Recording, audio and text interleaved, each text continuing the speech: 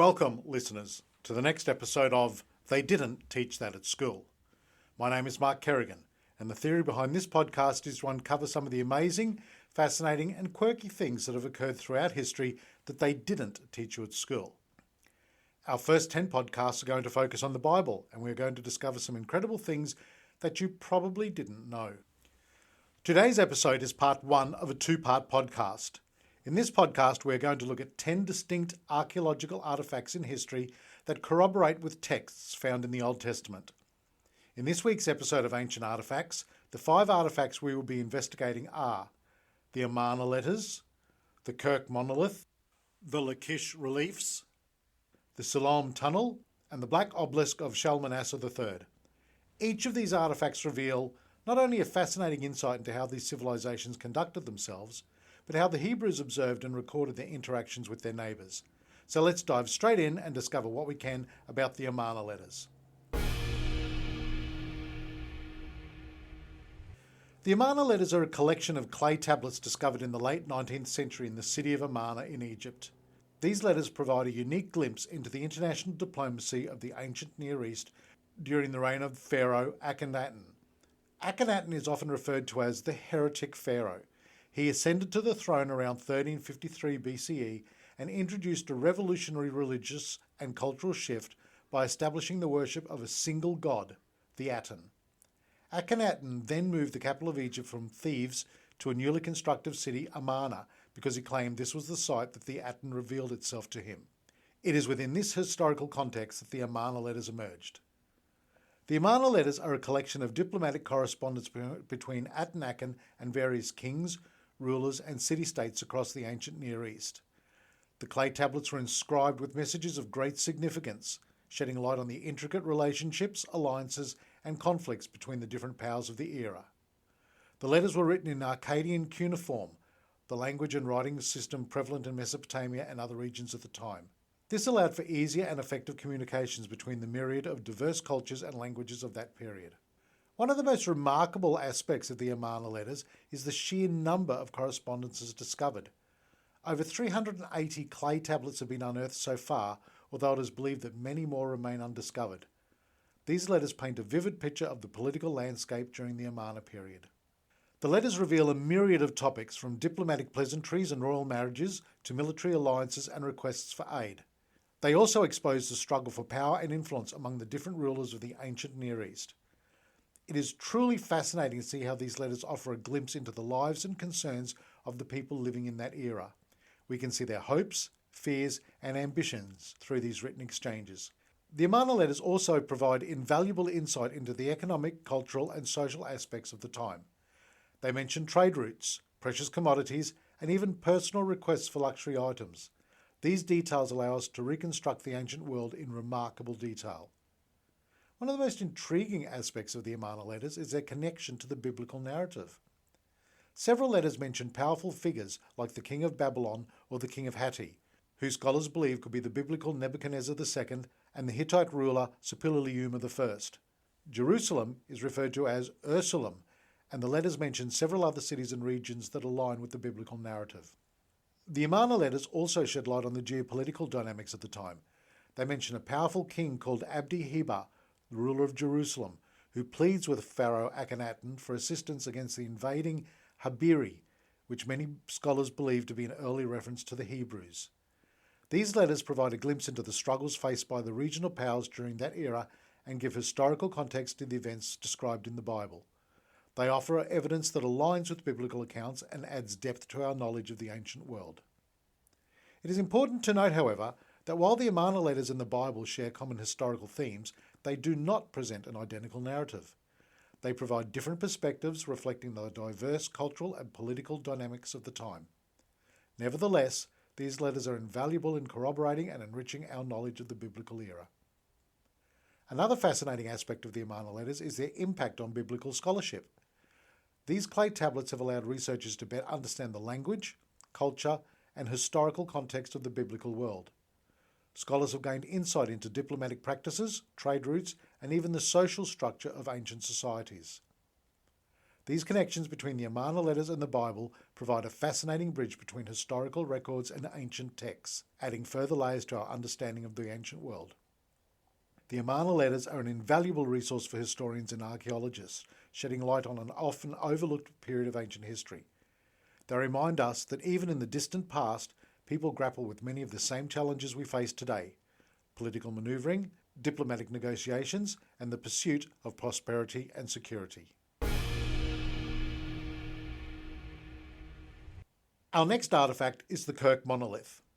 This story begins in the late 19th century when a remarkable artefact was unearthed during an excavation in the small village of Kurkh in modern-day Turkey. The artefact, known as the Kurkh Monolith, is a monumental stone slab adorned with intricate carvings and inscriptions. It stands over 6 feet tall and bears the names of numerous ancient kingdoms and rulers, documenting a significant event in history. The Kurkh Monolith is an invaluable source of information about the monumental Battle of Karga that took place in 853 BCE between the Assyrian Empire, led by King Shalmaneser III, and a coalition of kingdoms led by King Hadadezer of Damascus. The stele provides a vivid account of the battle and serves as a testament to the power and influence of the ancient empires of the time. And what makes the Kurkh Monolith truly fascinating is the level of detail preserved on its surface. The carvings depict vivid scenes of warfare, showcasing soldiers, chariots, and even hunting scenes. The accompanying inscriptions, written in cuneiform, describe the military campaigns and the political alliances of the era. It also reveals the scale and complexity of ancient warfare. The coalition assembled against the Assyrians consisted of a number of kingdoms and peoples, each contributing their force to the conflict. The battle involved thousands of soldiers, chariots, and horses, and the outcome had far-reaching consequences for the region.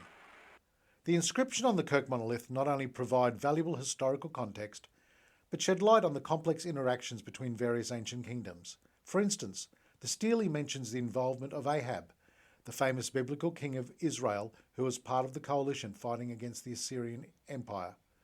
While the battle itself is not explicitly mentioned in the Bible, its repercussions and historical context surrounding it can be found within the pages of Scripture.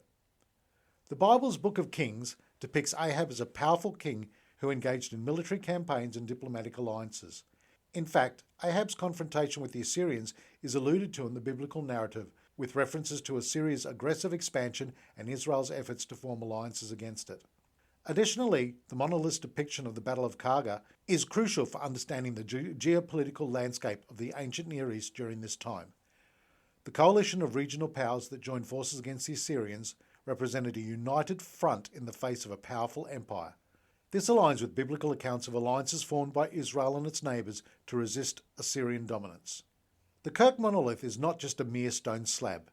It is a window into the past, a tangible link to the ancient world. Its preservation and decipherment have allowed us to unravel the mysteries of ancient civilizations and gain deeper insights into the complexities of human history. The detailed accounts of battles, conquest, and political dynamics provide a glimpse into the lives and aspirations of the people who lived in those times. Our next artefact to examine are the reliefs depicting the siege of Lachish. Our journey takes us back over 2,700 years to the ancient city of Lachish, situated in present-day Israel. Lachish was a prominent city in the Kingdom of Judah during the Iron Age, boasting strong fortifications and a thriving population. It played a pivotal role in the biblical narratives, particularly in the Old Testament. One of the most significant events in Lachish's history occurred in the late 8th century BCE, when the mighty Assyrian Empire, under the reign of King Sennacherib, set its sights on conquering the region. The Assyrians were known for their military might and ruthless tactics, often documented in their own annals and corroborated by archaeological findings. According to the Bible, the city of Lachish was besieged by the Assyrian forces during King Hezekiah's reign. The biblical account in the book of 2 Kings 18:13-14 describes how King Sennacherib of Assyria sent his commander with a large army to Lachish, demanding the city's surrender. To gain a deeper understanding of this historical event, we turn to the field of archaeology, where a wealth of evidence has been unearthed.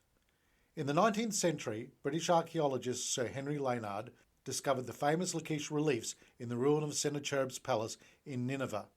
These intricately carved stone panels depicted scenes from the Assyrian siege of Lachish, providing a tangible link between the historical events and the Bible. The Lachish reliefs depict the brutal realities of war, showing Assyrian soldiers attacking the city's defences, scaling ladders, and engaging in hand-to-hand combat with the defenders. The graphic scenes vividly portray the destruction and chaos that ensued during the siege. Interestingly, these reliefs align with the biblical narrative, providing invaluable corroborative evidence. But what happened to the city of Lachish after the Assyrian siege? The Bible tells us that it fell to the Assyrians, along with many other cities in the region. However, it is important to note that the story doesn't end there. The biblical book of Jeremiah mentions Lachish once again, this time during the reign of King Nebuchadnezzar II of Babylon, approximately a century later. In Jeremiah 34:7, we learn that Lachish was under siege by the Babylonians during the final days of the kingdom of Judah. The Babylonian siege of Lachish is further supported by discovery of clay tablets known as the Lachish Letters.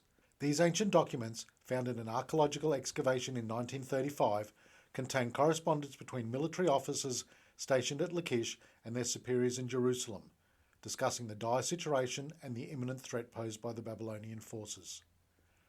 The siege of Lachish, both during the Assyrian and Babylonian eras, showcases the cyclical nature of ancient conquests and the historical accuracy of biblical accounts. The archaeological evidence, including the Lachish reliefs and the Lachish letters, bring to life the stories found in the Old Testament, bridging the gap between ancient texts and tangible historical events. We next move to the Siloam Tunnel. In the 8th century BC, during the reign of King Hezekiah of Judah, the city of Jerusalem was under siege by the mighty Assyrian Empire, and its inhabitants were in dire need of water. As recorded in the second book of Kings, chapter 20, verse 20, King Hezekiah sought to protect his people and secure the water supply. The Bible tells us that he embarked on an ambitious project to divert water from the Gihon spring outside the city wall to a pool inside the city. He achieved this by commissioning the Siloam Tunnel, also known as Hezekiah's Tunnel.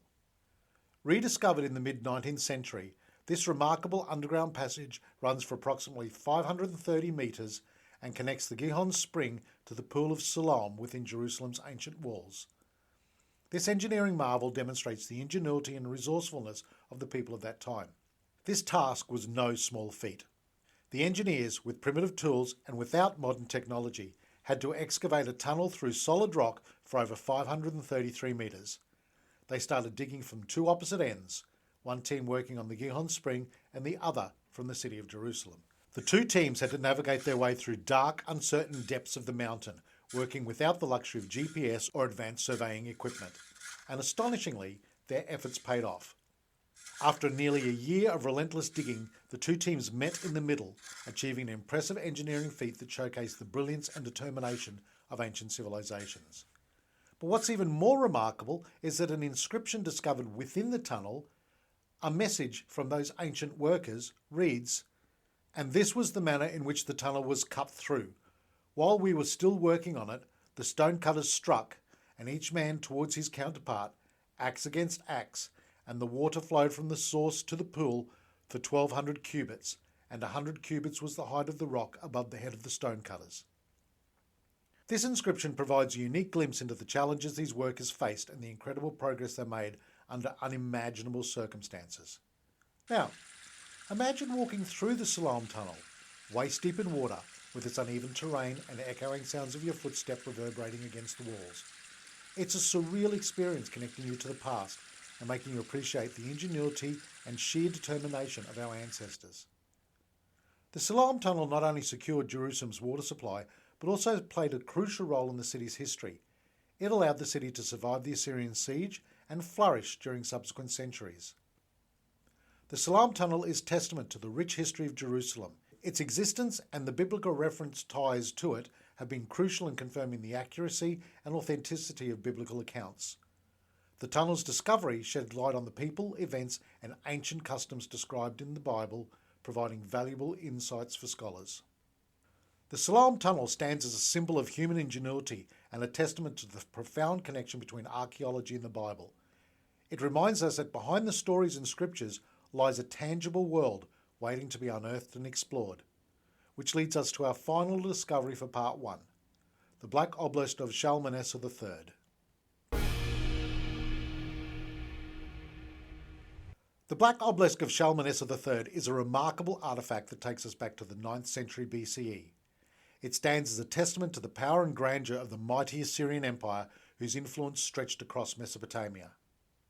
In the ancient city of Nimrud, the capital of the Assyrian Empire, Shalmaneser III, a mighty ruler known for his military conquests, sought to commemorate his achievement and establish his legacy. And so he commissioned the creation of a massive obelisk that would serve as a symbol of his dominance. The artisans of the time worked diligently, chiselling away at a single block of black limestone, intricately carving scenes that depicted Shalmaneser III's victory, rituals, and tributes paid by conquered nations. The obelisk stands at over 6.5 feet and is covered in cuneiform inscriptions documenting the king's military campaigns and the lavish gifts he received. One of the prominent scenes depicted on the obelisk is the aforementioned Battle of Kurkh. The relief shows a vivid portrayal of the battle, with the king standing tall, wielding a bow and leading his troops into combat. The inscription accompanied the scene lists a vast coalition of enemy forces, including the kings of various nations such as Aram Damascus, Israel, and others who united against Assyria but were ultimately defeated. The obelisk also commemorates Shalmaneser III's conquest of numerous cities and regions, with depictions of defeated kings bringing tribute and offering gifts as a sign of submission. These tributes often included precious metals, exotic animals, and other valuable commodities. The inscriptions meticulously document the names of conquered rulers and the vast amounts of tribute they present to the Assyrian king. One of the most striking scenes portrays a tribute procession, with representatives from various nations kneeling before Shalmaneser III, presenting him with precious treasures. It is important to note that the Black Obelisk doesn't provide an exhaustive list of Shalmaneser III's victories and gifts, as it focuses primarily on notable events and influential figures. However, this remarkable artwork does provide a valuable insight into the diversity and complex relationships between Assyria and its neighbouring civilisations. Now, you might be wondering, what does this Assyrian artefact have to do with the Bible? Well, it turns out that the Black Obelisk provides us with valuable historical context and fascinating connection to the biblical narratives. In particular, one of the most intriguing connections involves a figure known as Jehu. In the Hebrew scriptures, Jehu is described as a king of Israel who reigned during the 9th century BCE. He is mentioned in both the Book of Kings and the Book of Chronicles. According to the Bible, Jehu carried out a coup against the ruling dynasty and established himself as king. On one of the panels of the Black Obelisk, we find a relief carving depicting a bearded man bowing before Shalmaneser III. The inscription identifies this man as Jehu, son of Omri. This remarkable discovery corroborates the biblical account of Jehu and provides us with an extra biblical reference to this historical figure.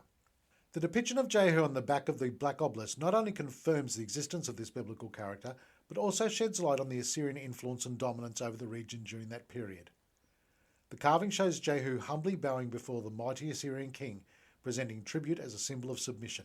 This raises intriguing questions about the political dynamics between Assyrians and the kingdoms of Israel and Judah. The biblical narratives portray Israel's relationship with the Assyrians as complex, often vacillating between alliances and conflicts. The depiction of Jehu on the obelisk offers us a tangible connection to these historical events. The Black Obelisk provides invaluable insights into the artistic and cultural achievements of the Assyrians. The detailed carvings showcase the skill and craftsmanship of ancient artisans, capturing the intricate clothing, hairstyle, and weapons of the period. It allows us to visualise and understand the people and culture that thrived during that era. As we conclude this episode, we must take time to appreciate the remarkable Black Obelisk of Shalmaneser III. This ancient artefact provides us with a tangible link to the biblical accounts of Jehu and sheds light on the historical, political, and cultural landscape of the time. It serves as a testament to the rich tapestry of human history and the interplay between different civilizations. And that wraps up part 1 of Ancient Artefacts on They Didn't Teach That at School. Once again, thank you for listening to my ramble through the amazing and fascinating things that are being uncovered through archaeology. Don't forget to tune into my next podcast when we look at another 5 historical artefacts that help connect the biblical narratives with actual historical sources and events. I hope you've enjoyed this dive into ancient history and the quirky details that make it so intriguing. Stay curious, keep exploring, and remember, there's always more to learn. I'm Mark Kerrigan. See you next time on They Didn't Teach That at School.